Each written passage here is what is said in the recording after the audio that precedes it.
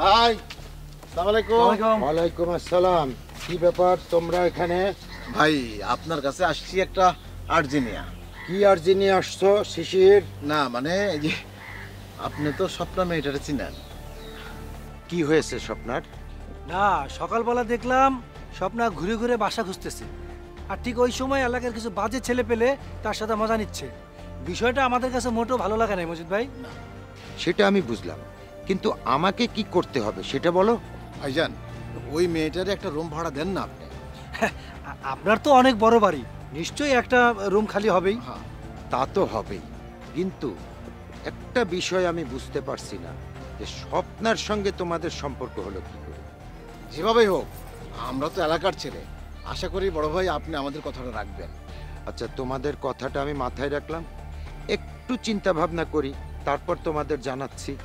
জানানো না ভাই, আপনি অবশ্যই তাকে ভাড়াটা দিবেন বাস। রঘু, তোমার কথার ভোল্টেজ একটু চেঞ্জ হয়ে গেল। যদি ভাড়া না দেই তাহলে কি হবে? টেনশন রে টেনশন। ভাই ভাই প্লিজ ওর কথা কিছু মনে করবেন না। ইয়ে ছোট মানুষ তো, তাই বুদ্ধি কম, একেবারেই কম। তাই না? জি ভাই প্লিজ, আমার কথা কিছু মনে করবেন না। শোনো রঘু আর শিশির, বিষয়টা আমি দেখব। ঠিক আছে, তোমরা এখন যাও, আমার মাথায় থাকলো, আমি ভাবে তোমাদের জানাবো। ভাই বিষয়টা একটু সিরিয়াসলি দেখেন, মানে মেয়ে মানুষ তো। হ্যাঁ তাই। ভাই, একটু বিষয়টা একটু ভালো করে একটু দেখেন ভাই। আচ্ছা দেখবো দেখবো, যাও এখন যাও।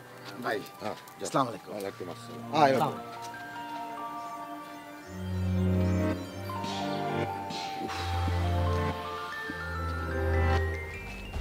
বাসাটা তো আমি এমনিই স্বপ্নাকে ভাড়া দিতাম, কিন্তু ও পাড়ার ছেলেদের সঙ্গে হাত মিলালো কেন?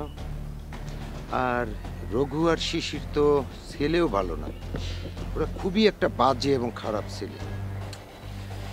বিষয়টা আমাকে স্বপ্নার সঙ্গে কথা বলতে হবে, তারপরে আমি ভাববো যে স্বপ্নাকে বাসা ভাড়া দেওয়া যাবে কি যাবে না।